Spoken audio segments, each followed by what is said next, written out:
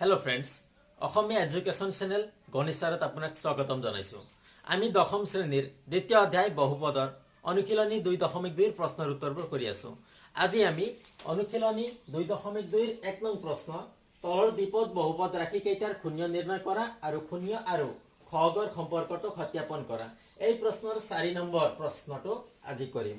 ইয়াৰ আগৰ তিনিটা আমি কৰা আছে, তোমালোকে সেইবিলাক চাই ল'বা যদি চোৱা নাই। আজি আমি কৰিম 4u square plus 8u। ইয়াৰ প্ৰথমতে আমি লিখিম ধৰো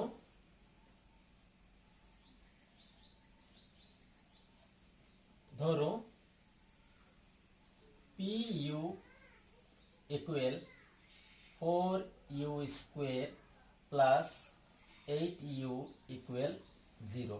এতিয়া তোমালোকে চোৱা ইয়াত অকল দুটা ৰাশি আছে, গতিকে ইয়াক আমি উৎপাদক বিশ্লেষণ কৰিব নালাগে। ইয়াক আমি কি কৰিম, ইয়াত চোৱা এই দুটাৰ পৰা কি সংখ্যাটো বা কি ৰাশিটো আমি কমন আনিব পাৰো। ইয়াত 4 আছে, ইয়াত 8 আছে, এই দুটাৰ পৰা আমি 4 কমন আনিব পাৰো।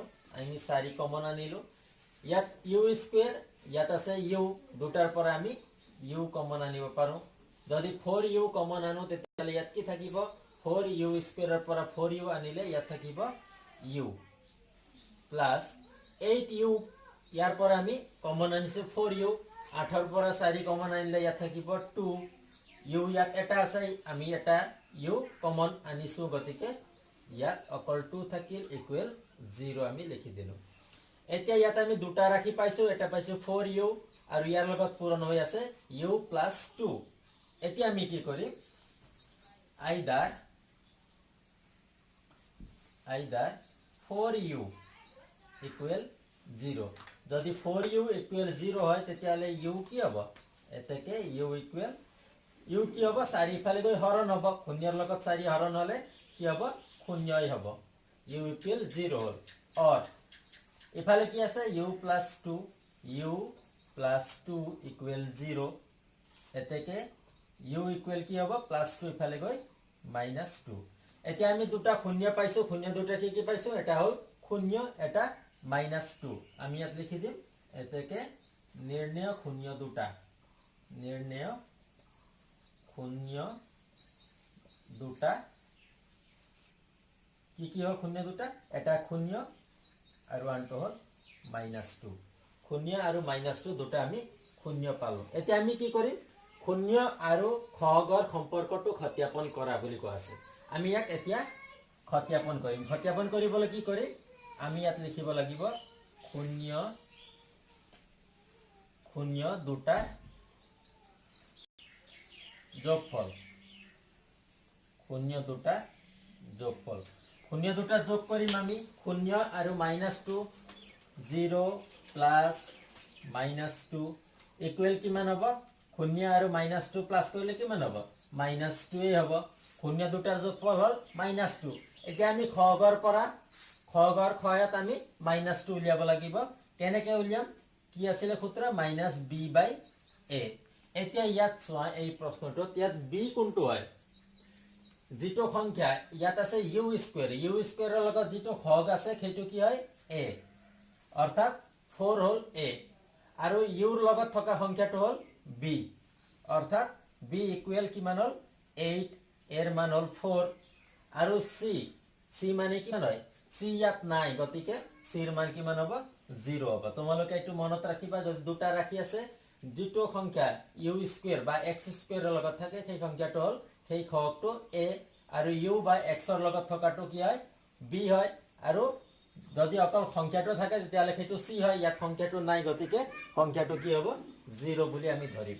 এতিয়া মাইনাস b বাই a আমি ইয়াত লিখিব লাগিব।